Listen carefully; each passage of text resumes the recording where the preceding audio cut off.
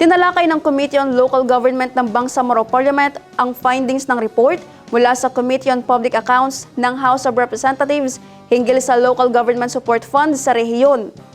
Ayon kay CLG Chair, Member of Parliament Attorney Nagib Sinarimbo, mahalagang marisolba ang mga isyu na tinukoy sa Public Accounts Report.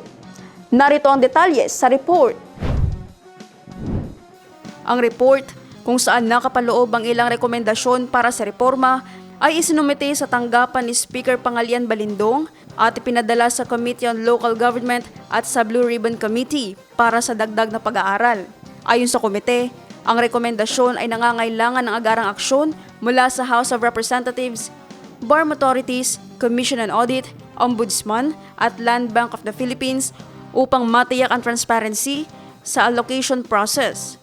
Binigyang diin din ni Committee Chair Attorney Nagib Sinarimbo na mabilis na pagresolba sa mga isyu na tinukoy sa Public Accounts Report. Kinilala nito ang kahalagahan ng findings. Sinabing ilang aspeto ng LGSF disbursements ay nagre-require ng karagdagang paglilinaw. Sinabi ni Attorney Sinarimbo na ang Committee on Local Government ang nangunguna sa investigasyon.